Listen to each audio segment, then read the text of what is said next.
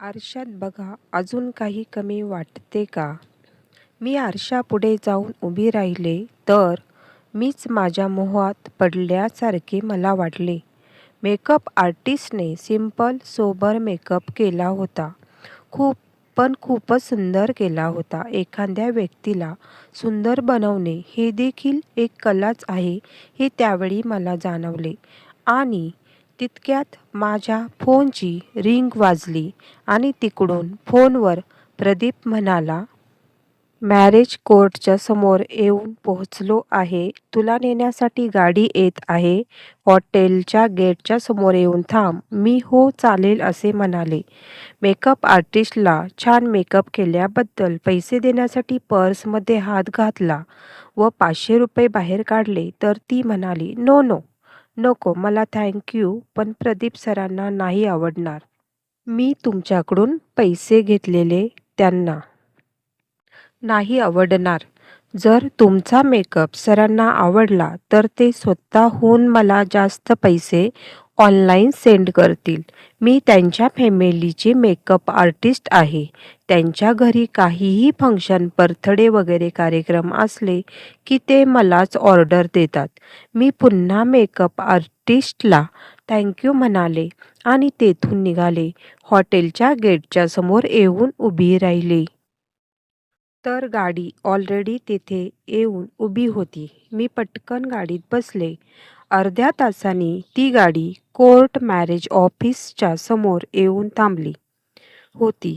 तेथे एक वकील देखील होते. मी गाडीतून उतरले तर समोर प्रदीप होता. खूपच सुंदर असे त्यांनी जॅकेट वगैरे घातला होता. खूप सुंदर दिसत होता.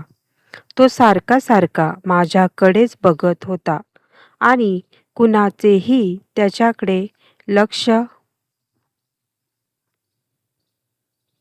नव्हते. तेव्हा त्याने मला हाताने खुणावले. छान दिसतेस. मी गालातल्या गालात हसले. नंतर आम्ही कोर्ट मॅरेज ऑफिसमध्ये गेलो. तेथे आम्ही दोघांनी एकमेकांना फुलाचे गुच्छचे हार घातले व मॅरेजच्या कागदांवर साईन केली व सगळ्यांनी टाळ्या वाजवल्या व आम्हाला आमच्या पुढील सुंदर आयुष्यासाठी शुभेच्छा दिल्या. प्रदीप म्हणाला, हॅपी मॅरिड लाईफ बायको.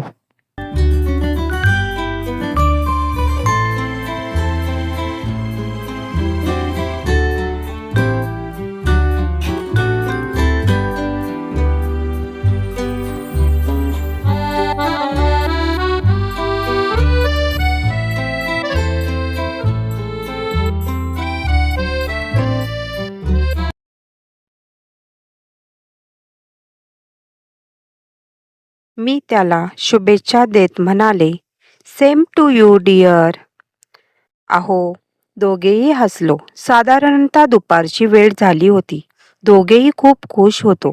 दोघांनी काही खाल्लेले नव्हते, तरी पण आम्हाला दोघांनाही भूक लागलेली नव्हती. कारण एवढे आम्ही एकमेकांबरोबर झालेल्या लग्नाने एक्साइट झालो होतो. मॅरेज हॉलच्या बाहेर पडल्यानंतर ड्रायव्हर काका गाडी घेऊन उभेच होते. दोघेही गाडीत बसलो. पुन्हा त्यांनी आम्हाला त्याच बुक केलेल्या हॉटेलमध्ये नेऊन सोडले. प्रदीप म्हणाला, तू तुझ्या रूममध्ये जा आणि बोलवल्यानंतर माझ्या रूममध्ये तू ये. मला समजेना प्रदीप असे का म्हणत आहे. माझ्या रूममध्ये गेले. सर्व माझे बॅग्स वगैरे ड्रायव्हर काकांनी नेऊन प्रदीपच्या रूममध्ये ठेवले होते.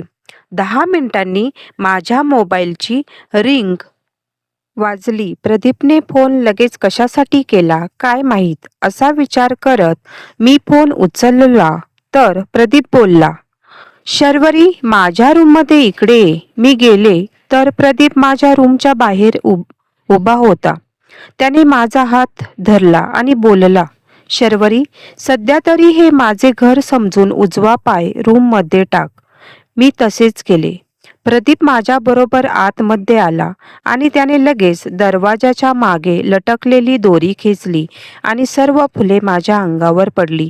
तेथे प्रदीपने मोबाईल उचलला आणि त्यामध्ये देवाचा फोटो होता. त्याने टेबलावर मोबाईल ठेवून मला म्हणाला, "शर्वरी, हे बघ, हे माझे देवघर समज आणि दोघे देवाला हात जोडून नवीन आयुष्याची सुरुवात करू."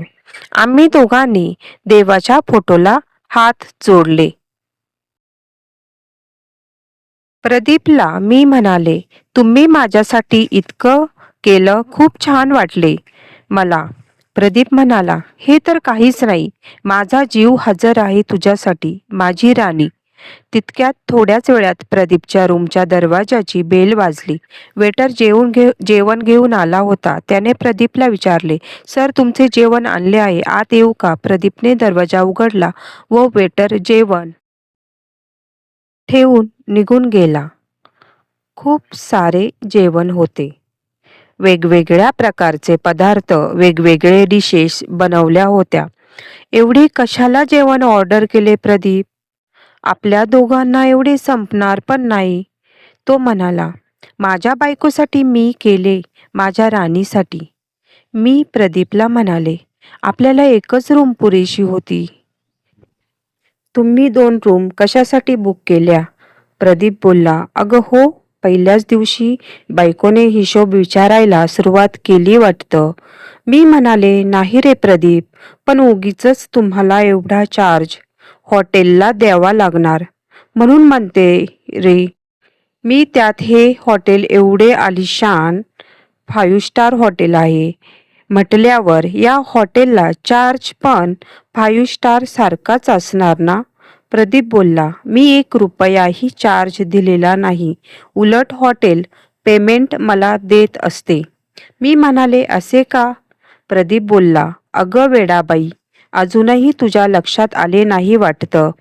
ह्या हॉटेलचा मालक तुझा नवरा आहे." मी आश्चर्याने म्हणाले, "काय? काय ओ, का फसवताय?" प्रदीप म्हणाला, "हो ग." मी म्हणाले, "प्रदीप, पण हॉटेलचे CCTV कॅमेरे सर्व काही आहे. जर आपण येथे होतो, तुमच्या फॅमिलीला कळले तर?" प्रदीप बोलला, "हॉटेल माझ्या ताब्यात आहे म्हणल्यावर CCTV कॅमेरे देखील माझ्या कंट्रोलमध्ये आहेत. त्या फुटेज आपण येथे आलेलो कधीच डिलीट झाले आहेत.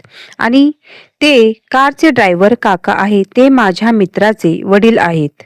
मी कधीच त्यांना ड्रायव्हर मानत नाही, अगदी माझ्या वडिलांसारखे मानतो. त्यामुळे त्यांचे टेन्शन घेऊ नको. आणि माझी फॅमिली आत्तापर्यंत या हॉटेलला आलेली देखील नाही. आणि या हॉटेल स्टाफला माझे पप्पा माहिती देखील नाही.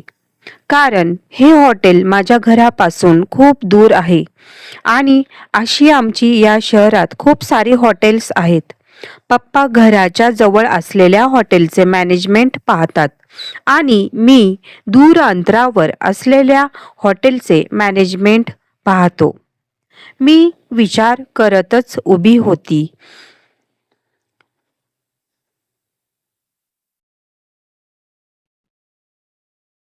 प्रदीप हलकीशी स्मित माझ्याकडे चालत, "किती वेळ असं दूर उभी राहणार आहेस? आता तू माझी आहेस शर्वरी." तेवढ्यात प्रदीप बेडवर बसला आणि माझा हात पकडत जवळ मला खेचले आणि मला त्याच्या कुशीत घेत घट्ट मिठी मारली आणि म्हणाला, "कशाला एवढा विचार करतेस? नको टेन्शन घेऊ. मी आहे ना तुझा नवरा." आणि त्याने माझ्या ओठांचा नकळत चुंबन घेतले. मला लाजेने खूप शरमल्यासारखे झाले. मी त्याला दूर लोटले आणि बोलले, "प्रदीप, आपले लग्न झाले आहे. तुझा माझ्यावर पूर्ण अधिकार आहे. पण घरच्यांना न सांगता आपण या गोष्टी केल्या. यामुळे सर्व वातावरण ठीक होत नाही. तोपर्यंत आपण एकमेकांमध्ये दुरी ठेवूया." प्रदीप शांत झाला आणि माझ्याकडे बघतच राहिला. मला वाटले आता कदाचित प्रदीपला राग आला असेल. पण थोड्याच वेळाने तो बोलला, "ठीक आहे शर्वरी, तुझे निर्णय मला मान्य असतील." असे बोलला आणि पुन्हा, "आणि हो, मला आहो काहो दोघे असताना म्हणू नको. तुझ्या बाबांसमोर व आई पप्पांसमोर फक्त बोलत जा. समान आहोत आपण एकमेकांसाठी. मी म्हणाले, ते सगळं ठीक आहे प्रदीप, पण अजूनही सगळं खूप वेगळं वाटतंय. घरच्यांना न सांगता लग्न केलं आपण. प्रदीप म्हणाला, अगं लग्न केलंय आपण. काही चुकीचं नाही केलं. आणि हॉनेस्टली सांगू, मला तर खूप हॅपी वाटतंय. तो माझ्या अजून जवळ येतो. मी थोडी मागे सरकते. मी थोडी घाबरलेली. प्रदीप, थोडा डिस्टन्स ठेव ना, मला ऑकवर्ड वाटतंय. प्रदीप हसत हलक्या आवाजात बोलला, ऑकवर्ड नाही, सवय नाही अजून, पण होईल हळूहळू. तो माझा हात पकडतो. मी हळू आवाजात बोलले, मला भीती वाटते. तुझ्या घरच्यांना कळलं तर? ते मला स्वीकारतील का? प्रदीप थोडा सिरियस पण प्रेमाने, माझ्यासाठी एकच इम्पॉर्टंट आहे, तू. बाकी सगळं मी बघेन, प्रॉमिस. तो मला हलकेच आपल्याजवळ ओढतो. मी डोळे मिटत हलकीशी थरथरत बोलले, मला गिल्ट पण वाटतंय बाबांना न सांगता. प्रदीप माझ्या केसावरून हात फिरवत बोलला, कधी कधी आपल्यासाठी डिसिजन घ्यावे लागतात आणि तू माझ्यासोबत आहेस, इतकंच पुरेसं आहे मला. थोडा रोमॅन्टिक एक्साइटमेंट मोमेंटमध्ये प्रदीप हळू आवाजात थोडा स्माईल करत बोलला, सांगू का खरं? मी खूप दिवसांपासून हा मोमेंट इमॅजिन करत होतो. मी लाजत बोलले, प्रदीप प्लीज. प्रदीप हसत मला घट्ट मिठीत घेत बोलला, रिलॅक्स, काही घाई नाही, फक्त तुला जवळ घ्यायचं होतं, एवढंच. शर्वरी, त्याच्या मिठीत हळू आवाजात मी बोलले, तू इतका बिनधास्त कसा राहू शकतोस? प्रदीप बोलला, कारण मला माहिती आहे काही झालं तरी तू माझ्यासोबत आहेस. आणि सोड ना टेन्शन, मी आहे ना. कशाला टेन्शन घेतेस? माझ्यावर विश्वास नाही का तुझा? मी बोलले, तसं नाही रे प्रदीप, माझा तुझ्यावर माझ्यापेक्षा जास्त विश्वास आहे. दुपारची वेळ, रूममध्ये शांतता. प्रदीप अजूनही माझ्याजवळ उभा आहे. प्रदीप माझ्याकडे बघत हलकंसं हसत बोलला, शर्वरी, एक विचारू? मी लाजत म्हणाले, हं, काय? प्रदीप थोडा प्लेफुल टोनमध्ये माझ्याशी बोलला, आजचा दिवस स्पेशल आहे ना? मग एक छोटंसं गिफ्ट मिळेल का मला? मी गोंधळत, कसलं गिफ्ट? प्रदीप माझ्या डोळ्यात बघत बोलला, एक किस. मी लगेच नजर खाली केली. मी घाबरून हळू आवाजात बोलले, नाही प्रदीप, प्लीज, मला नाही जमत. प्रदीप हसत पण सॉफ्ट टोनमध्ये बोलला, अगं ठीक आहे, जबरदस्ती नाही. पण एवढं तरी सांग, माझ्यापासून इतकी दूर का राहतेस शर्वरी? मी भावूक होत बोलले, मी दूर नाही, पण सगळं खूप पटकन घडलं. मन अजून ॲडजस्ट होतंय. प्रदीप माझा हात अलगद पकडतो. प्रदीप सिरियस पण प्रेमाने बोलतो, मी काही घाई करणार नाही. तुला कम्फर्टेबल वाटलं तरच. थोडी शांतता होती रूममध्ये. मी हळूच त्याच्याकडे बघते. मी बोलले, तू प्रॉमिस कर, काहीही फोर्स करणार नाहीस. प्रदीप बोलला, प्रॉमिस. तो हळूच माझ्याजवळ येतो. मी डोळे मिटते. प्रदीप हळू आवाजात बोलला,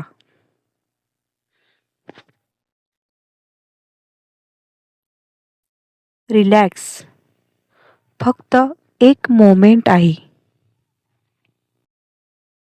तो माझ्या कपाळावर हलकं किस करतो. मी डोळे उघडत छोटी सरप्राईज्ड, हे? प्रदीप हसत बोलला, पहिलं किस नेहमी स्पेशल हसायला हवं आणि सेफ वाटायला हवं. मी हलकीशी हसते. टेन्शन कमी होतं. मी हळू आवाजात म्हणाले, आता थोडं बेटर वाटतंय. प्रदीप बोलला, मग नेक्स्ट लेव्हल घ्यायची? मी चिडक्या स्वरात बोलले, काय प्रदीप, गप्प बस ना, नको ना मस्करी करू. प्रदीप बोलला, आता मला भारी माणूस भेटलाय मस्करी करायला. तसंही सुरेखा बरोबर मस्करी करून कंटाळा आला होता. आम्ही दोघेही हसलो आणि प्रदीपने मला घट्ट त्याच्या मिठीत पकडले. 2 मिनिटे आम्ही एकमेकांबरोबर काहीही बोललो नाही. फक्त दोघांनीही एकमेकांचा स्पर्श अनुभवला. प्रदीपचा अचानक मोबाईल वाजला. दोघेही भानावर आलो. ड्रायव्हर काका विचारत होते, साहेब कधी निघायचं आपल्याला घरी? प्रदीप बोलला, तासाभरात निघू, आम्ही फ्रेश होतो आणि करतो फोन मी तुम्हाला. ड्रायव्हर काका बोलले, ठीक आहे साहेब. आणि प्रदीपने फोन ठेवला व मला म्हणाला, लवकर आपण जेवण करून निघूया. रात्र होण्याआधी मी तुला तुझ्या घरी सोडवेल. तुझे बाबा तुझी वाट पाहत असतील. मी मान हलवली. आम्ही दोघांनी फ्रेश होऊन जेवण केले. रूममधून निघताना पुन्हा मी साधा ड्रेस घातला. प्रदीपने घातलेले मंगळसूत्र काढून ठेवले. खूप वाईट वाटत होते. लग्न होऊन सिंगल असल्यासारखं पोशाख मला घालावा लागला. रूममधून बाहेर पडण्याआधी प्रदीपला मी म्हणाले, थांब प्रदीप. काय ग? प्रदीप बोलला. मी म्हणाले, अरे मला तुझ्या पायाचे दर्शन घ्यायचे आहे. आणि असे बोलत मी प्रदीपच्या पाया पडली. त्यांनी माझ्या डोक्यावर हात ठेवला. बोलला, सुखी राहा, यशस्वी हो. आणि त्याने मला पुन्हा मिठी मारली. प्रदीप बोलला, शर्वरी, असे वाटते तुला तुझ्या घरी न सोडता सरळ माझ्या घरी घेऊन जावे. पण माझ्या सुखासाठी तुला मानसिक त्रास द्यायचा नाही. वेळ आल्यावर मी ते पाऊल उचलणार, पण थोडे दिवस थांबू. प्रदीप नेहमीच मला मानसिक समाधान द्यायचा प्रयत्न करायचा. त्याचा तो मिठीतला उबदार स्पर्श हवाहवासा वाटत होता. असे वाटत होते की असेच कायम मला प्रदीपने मिठीत घेऊन बसावे. प्रदीपने मला संध्याकाळी माझ्या घरी सोडवले.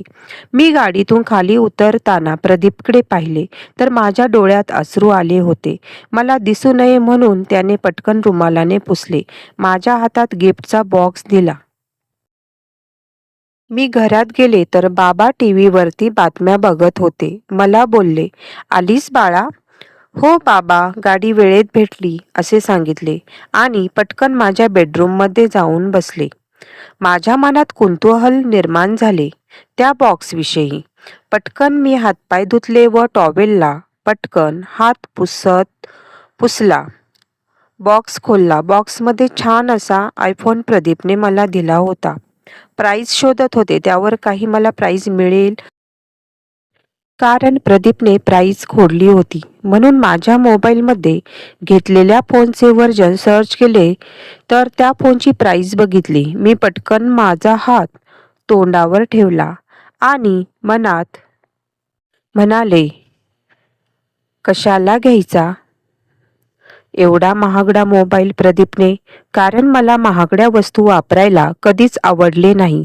पण नंतर विचार केला की प्रदीपने एवढ्या हौसेने मला मोबाईल घेतला, त्यामुळे त्याला नाराज करायचे नाही, काही बोलायचे नाही. उलट मी मेसेज केला, आवडला बरं का. प्रदीपने तिकडून मेसेज केला, कोण मी? व हसायचे सिम्बॉल मला पाठवले. मी इकडून प्रेमाचे हृदयाचे सिम्बॉल पाठवले.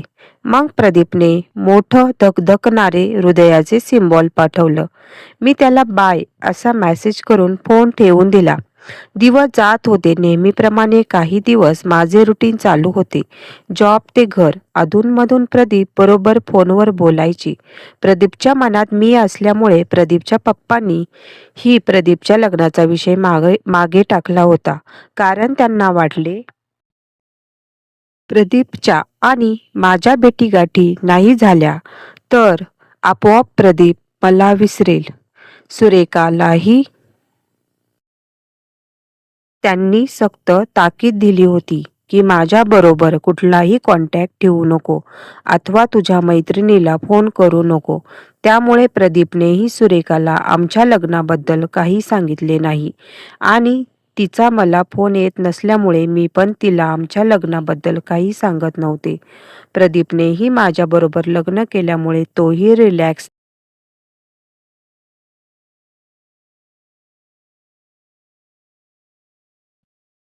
पण माझ्याबरोबर त्यांनी घेतलेल्या मोबाईलवर बोलायचा. मोबाईल तो ऑफिसमध्ये ठेवायचा, कोणाला कळू नये म्हणून. त्यामुळे शक्यतो प्रदीपचे आणि माझे बोलणे हे दिवसाच व्हायचे. कधी कधी भेट व्हायची आमची, पण कॅफेमध्ये दूर असणाऱ्या ठिकाणी आम्ही गप्पा मारत बसायचो. परंतु काही दिवसांनी अशा काही गोष्टी घडल्या की ज्या गोष्टींची मी कल्पना देखील केलेली नव्हती. माझे नेहमीचे रुटीन चालू होते. बँकेत ड्युटीवर जाणे व घरी येणे. भेटलाच वेळ तर प्रदीप बरोबर. कोणी नसताना थोड्या वेळ प्रदीप बरोबर बोलायची. माझ्याबरोबर काम करणारे सहकारी सगळ्यांबरोबर माझी छान मैत्री होती. आम्ही मिळून मिसळून काम करत असायचो. विशेष करून श्वेता आणि जया यांच्याबरोबर माझी छान मैत्री झाली होती. एक शिनू नावाची देखील माझी सहकारी होती, परंतु ती माझ्या जॉईनिंगच्या आधीपासून काम करत असून देखील सरांनी माझ्याकडे मेन डिपार्टमेंट दिले होते. माझे प्रामाणिकपणे व ते डिपार्टमेंट मी छान प्रकारे हँडल करत होते. त्यामुळे सरांचा माझ्यावर विश्वास बसला होता. त्यामुळे कदाचित शिनू माझ्याबरोबर जास्त बोलत नसेल. मी तिच्यानंतर जॉईन झाले होते. या गोष्टीचे तिला वाईट वाटत होते हे हळूहळू मला समजले. सुरुवातीला मी शिनू बरोबर स्वतःहून बोलायची, गुड मॉर्निंग वगैरे. परंतु ती न ऐकल्यासारखे शांत राहायची व काहीही रिप्लाय देत नसायची. त्यामुळे मीही तिच्याबरोबर जास्त बोलत नसायची.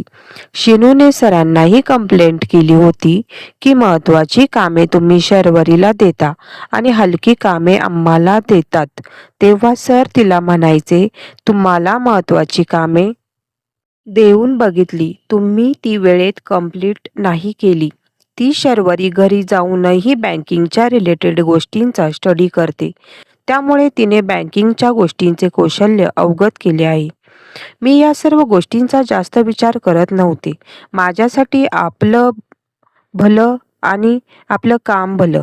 मला बाबा नेहमी सांगायचे, कुणाचे काय चालले आहे काही देणं घेणं नाही, आपण आपल्या कामात मस्त राहायचे. कारण आयुष्यात कष्टाला पर्याय नाही. कोणतीही गोष्ट करताना गधे काम नाही करायचे. कौशल्यपूर्ण गोष्टी करणे गरजेचे असतात. एक दिवस शिनू माझ्याकडे आली आणि म्हणाली, ऐक ना शर्वरी, माझ्याबरोबर संध्याकाळी आपल्या बँकेची सुट्टी झाल्यानंतर हॉस्पिटलमध्ये येशील का? मी विचारले. का ग? काय दुखतंय तुझं? तर मला म्हणाली, मला की नाही, खूप दिवसांपासून मायग्रेनचा त्रास होतो आहे. माझे सारखे डोके दुखते आहे, त्यामुळे चेकअप करायचे आहे. आणि मला जाण्यासाठी कोणी जोडीदार देखील नाही. माझे मम्मी पप्पा गावाला गेले आहे आणि भाऊ दुसऱ्या शहरात शिक्षणासाठी गेलाय. मला वाटले शेवटी महत्त्वाच्या गोष्टीसाठी बोलवत आहे, त्यामुळे मी तिला हो म्हणाले आणि बाबांना फोन करून सांगितले की बाबा, मला घरी यायला जरा उशीर होईल. बाबांचा खूप विश्वास होता माझ्यावर. कधीही कुठेही जाण्यासाठी त्यांनी मला अडवले नव्हते. फक्त व्यवस्थित ये, गाडी नाही भेटली, काही प्रॉब्लेम वाटला तर लगेच फोन कर, असं बाबा नेहमी मला सांगायचे. बँकेची सुट्टी झाल्यानंतर ठरल्याप्रमाणे मी शिनूबरोबर हॉस्पिटलमध्ये जाण्यासाठी निघाले. हिवाळ्याचे दिवस असल्यामुळे लवकरच अंधार पडायला सुरुवात झाली होती. अचानक शिनू थांबली व मला म्हणाली, शर्वरी, माझे खूप डोके दुखत आहे आणि मला चक्कर पण खूप येत आहे. हॉस्पिटल खूप दूर आहे. आपण एक काम करूया, थोडासा नाश्ता करूया आणि मग जाऊया. थोडेसे खाल्ले तर मला चक्कर येणार नाही. मला वाटले शिनू पाणीपुरी, इडली वगैरे नाश्ता करायला बोलत आहे. परंतु ती एका बार असलेल्या हॉटेलच्या दिशेने चालू लागली आणि त्या हॉटेलच्या लॉज देखील होत्या. मी तिला म्हणाले, शिनू, नाश्ता करण्यासाठी एवढ्या मोठ्या हॉटेलमध्ये कशासाठी जायचे? खाऊ गल्लीमध्ये जाऊया. त्या एरियामध्ये खूप छान छान पदार्थाच्या हातगाड्या लागलेल्या असतात. तर शिनू मला म्हणाली, शर्वरी, हे माझ्या मामीच्या भावाचे हॉटेल आहे. येथे मला नाश्ता, जेवण ते लोक फ्रीमध्ये देत असतात, त्यामुळे मी येत असते. मी पुढे जाईना म्हणून शिनूने माझा हात पकडून आत हॉटेलमध्ये मला ओढू लागली. मलाही वाटले शिनूच्या नातेवाईकांचेच हॉटेल आहे म्हणल्यावर काही प्रॉब्लेम होणार नाही. हॉटेलमध्ये गुंड वाटावे असे लोक होते. ड्रिंक करणाऱ्यांसाठी असे पार्टिशन केलेले होते. खूप मोठे हॉटेल होते. परंतु तेथे गेल्यावर आपण चुकीच्या ठिकाणी आलोय असेच मला वाटले, कारण तेथे लेडीज कोणीही दिसत नव्हते. सर्व जेंट्स लोक ड्रिंक करत होते. वेटर त्यांना ते ड्रिंक सर्व करत होते. 2 मुली छोटी कपडे घालून स्टेजवर नाचत होत्या. मी शिनूला म्हणाले, शिनू, मला काही येथे बरोबर वाटत नाही. एक काम कर, मी तुला नाश्ता खाऊ घालते. तशीही त्या निमित्ताने आपल्या मैत्रीची छान सुरुवात होईल. पण आपण येथून जाऊया. मी निघाले तर शिनूने माझा हात धरला आणि चक्कर येऊन पडल्यासारखे केले. शिनू म्हणाली, येथे वेटर आहे, त्यांना बोलव इकडे. मी वेटरला हाक मारली. तो आमच्या दोघी पाशी आला. शिनूने त्याला खुणावले. त्याने मान हलवली व लगेच आमच्यासाठी एका सेपरेट ठिकाणी टेबल अरेंज करून नूडल्स व बिर्याणी घेऊन आला.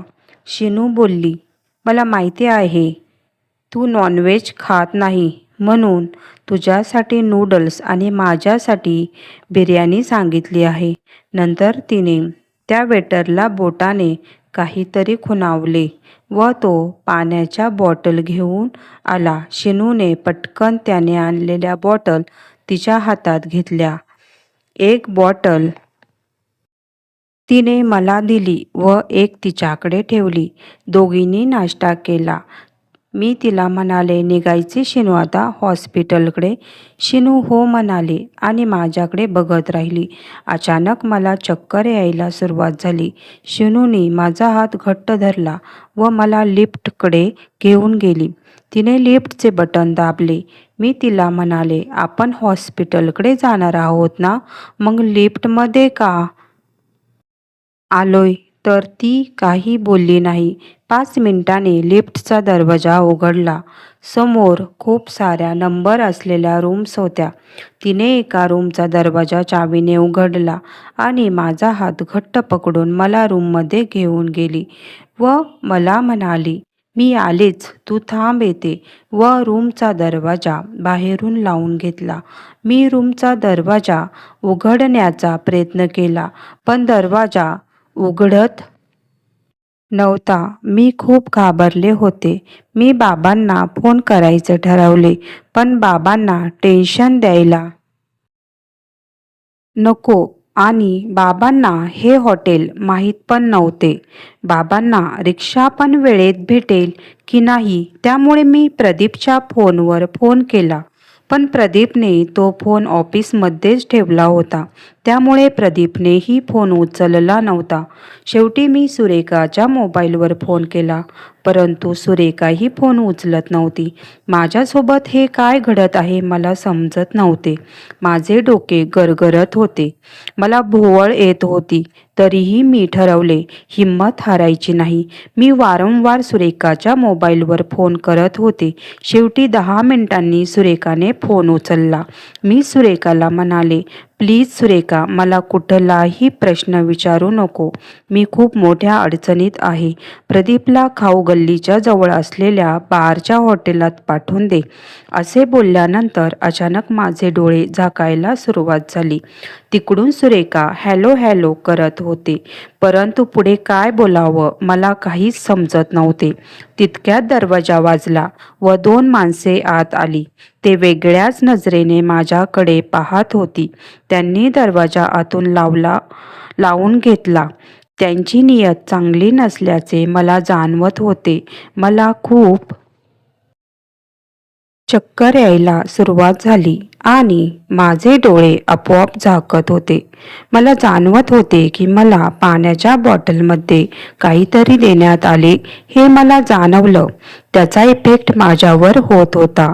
मी देवाचे वारंवार नाव घेत होते की वाचव देवा मला या लोकांपासून.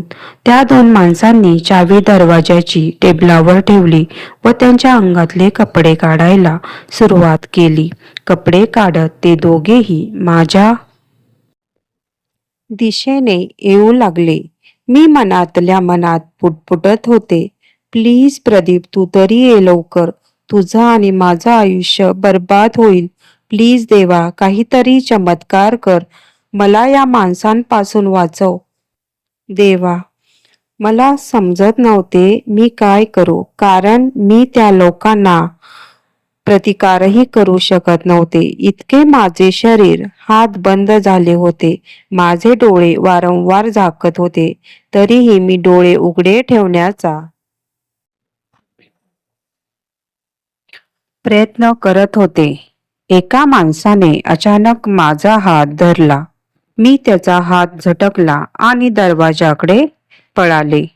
मला समजत नव्हते की मी हा दरवाजा उघडू कसा. मला काहीच समजत नव्हते.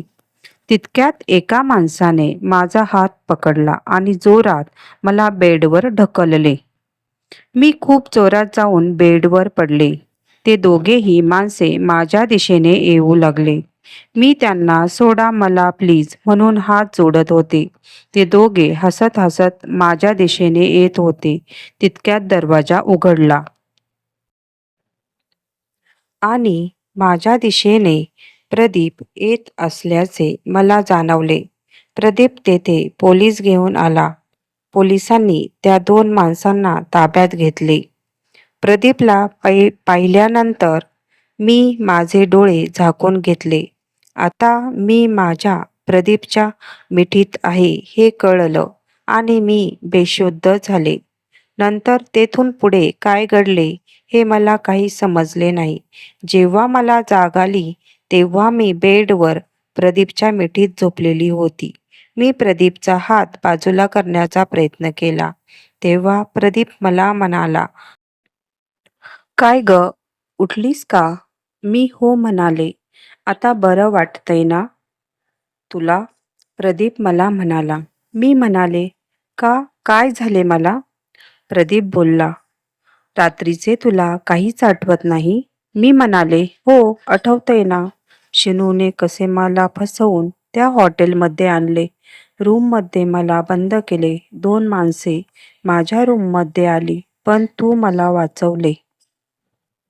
व त्या 2 माणसांना पोलिसांच्या ताब्यात दिले. पण त्यानंतर मला काहीच आठवत नाही." प्रदीप बोलला, "मी त्या हॉटेलचे CCTV कॅमेरे चेक केले.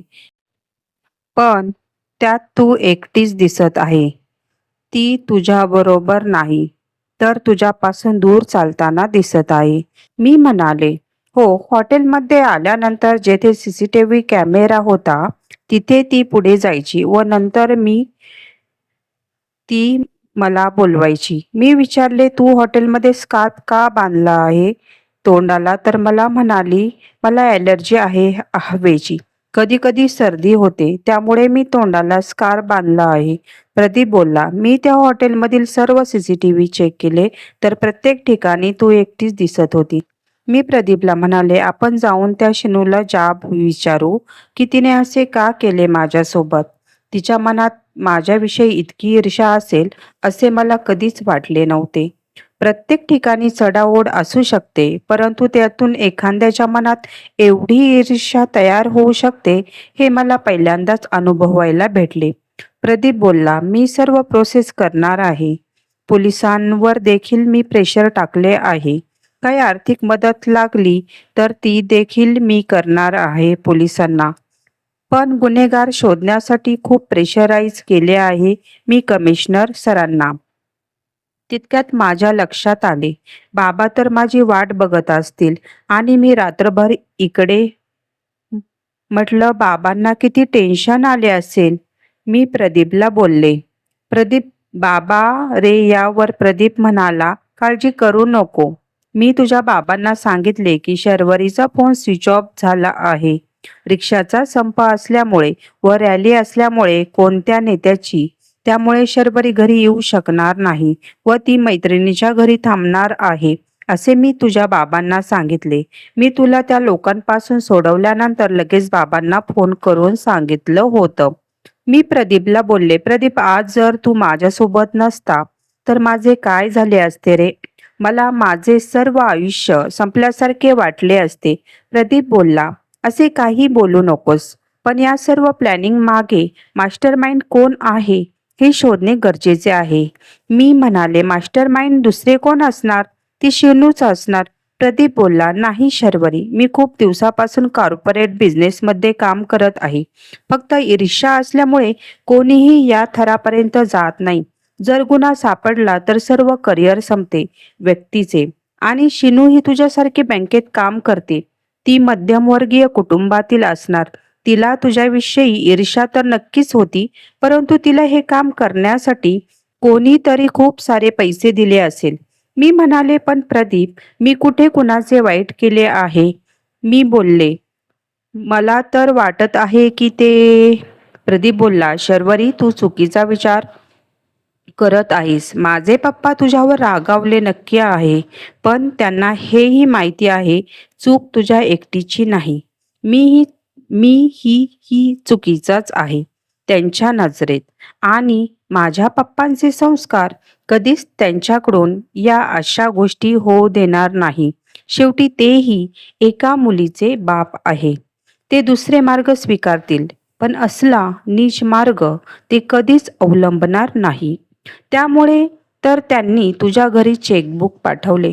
मला सांगितले सर्व. सुरेखानी तू ज्या गोष्टी तिच्याबरोबर बोलली, थोड्या वेळाने मी अंथरुणातून उठायचा प्रयत्न केला, पण मला उठताच येत नव्हते. माझी पायांची बोटे वळतच नव्हती."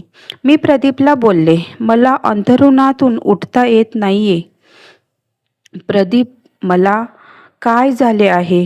प्रदीप बोलला, रात्री काय झाले तुला काहीच आठवत नसेल, पण खूप भयानक गोष्टी तुझ्यासोबत झाल्या. तुला त्या लोकांकडून सोडवल्यानंतर तुला मी या हॉटेलवर घेऊन आलो. मला पप्पा व आईचे सारखे फोन, तू कुठे आहे? मी म्हणालो, माझ्या मित्राचा ॲक्सिडेंट झाला, त्याला हॉस्पिटलला घेऊन चाललो, असे त्यांना खोटे बोललो. तुला इकडे आल्यानंतर तू बेशुद्ध अवस्थेत सारखी पुटपुटत होतीस. प्रदीप, मला वाचव, मला वाचव. इतका तुझ्या मनावर या परिस्थितीचा आघात झाला होता. तुला 2-3 प्रकारचे ड्रग्स पाण्यातून देण्यात आले होते, कारण तुझ्या तोंडाचा वेगळाच स्मेल येत होता. असे तू पूर्णपणे थंड पडली होतीस. म्हणून मी डॉक्टरांना बोलावले. तेव्हा त्या म्हणाल्या, यांना कोणते ड्रग्ज दिले आहेत ते मला माहिती नाही, त्यामुळे मी कुठलेही औषध अथवा इंजेक्शन यांना देऊ शकत नाही, आणि जर मी तसे केले तर काहीही प्रॉब्लेम होऊ शकतो, यांच्या जीवालाही धोका होऊ शकतो. त्यामुळे त्यांनी तुझे ब्लड सॅम्पल नेले चेक करण्यासाठी, आणि पेशंटच्या जवळ रात्रभर बसा असे डॉक्टरांनी मला सांगितले. त्यांनी मला विचारले, तुम्हीही यांचे पती आहात का? तर मी हो म्हणालो. तेव्हा त्या मला म्हणाल्या, स्पष्टच भाषेत मी सांगते, त्यांच्या शरीरावरील लक्षणांवरून असे दिसते की त्यांच्या शरीराला ऊब भेटणे जास्त गरजेचे आहे. त्यांची बॉडी खूप थंड पडली आहे, त्यासाठी त्यांना ते ड्रग्ज दिले असावेत की त्यांनी. तुम्ही समजू शकता मला काय म्हणायचं आहे? त्यांना तुमच्या शरीराची ऊब द्या. मी म्हणालो, एसीची हीट वाढवली तर? डॉक्टर म्हणाले, त्यांचे साईड इफेक्टही होऊ शकतात, त्यामुळे सर्व काही नॅचरली तुम्हाला त्यांच्याबरोबर राहावे लागेल. त्यांचे शरीर थंड पडले आहे, त्यामुळे त्यांना ऊब भेटणे गरजेचे आहे, ज्यामुळे त्यांच्या शरीराचे टेम्परेचर मेंटेन राहील. रिलेशन तुम्ही त्यांच्याबरोबर ठेवा, त्यामुळे त्यांचे बरे होण्याचे चान्सेस वाढतील. त्यामुळे शर्वरी, मला माफ कर, मी आपल्या दोघांमध्ये शारीरिक दूरी ठेवू शकलो नाही, कारण की मला तुझा शब्द नाही पाळता आला. मला तुझा शब्द पाळण्यापेक्षा मला तुला वाचवणे महत्त्वाचे होते. आणि मी प्रदीपला घट्ट मिठी मारली व म्हणाले, प्रदीप, तुला माहीत नाही तू मला किती मोठ्या संकटातून वाचवले आहे. थँक्स प्रदीप. प्रदीप बोलला, नवरा म्हणून माझे ते कर्तव्यच होते ग. मी मनात विचार करत होते, खरंच किती मोठे मन आहे प्रदीपचं.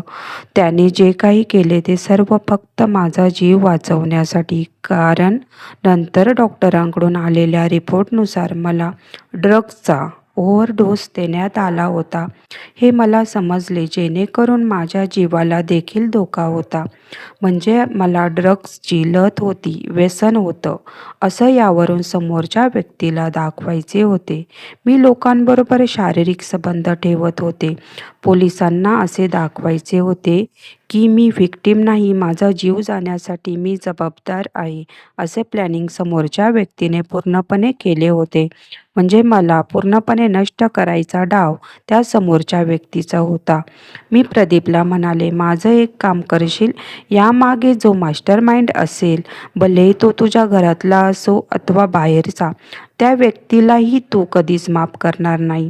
त्या व्यक्तीला तू कठोरातल्या कठोर शिक्षा देणार. दे मला वचन. प्रदीपने त्याचा हात माझ्या हातावर ठेवत तो म्हणाला की शर्वरी, मी तुला वचन देतो, किती व्यक्ती कोणीही असो, मी त्या व्यक्तीला सोडणार नाही. त्या व्यक्तीला कठोरातल्या कठोर शिक्षा मी देणार. असे बोलून प्रदीपने मला जवळ घेतले व माझ्या डोक्यावरून हात फिरवत बोलला, शर्वरी, मी तुला वचन देतो, ती व्यक्ती कोणीही असो, मी त्या व्यक्तीला सोडणार नाही. त्या व्यक्तीला कठोर शिक्षा होण्यासाठी प्रयत्न करेन. असे बोलून प्रदीपने मला जवळ ओढले आणि मला कडाडून मिठी मारली. त्याचे अश्रू माझ्या हातावर पडले. म्हणजे प्रदीप देखील आतून खूप दुखावला होता, पण मला वाईट वाटेल म्हणून तो या विषयावर बोलत नव्हता. डॉक्टर माझं चेकअप करून ते प्रदीपला बाहेर घेऊन गेले. माझ्या कानावर डॉक्टरांचे काही शब्द पडत होते.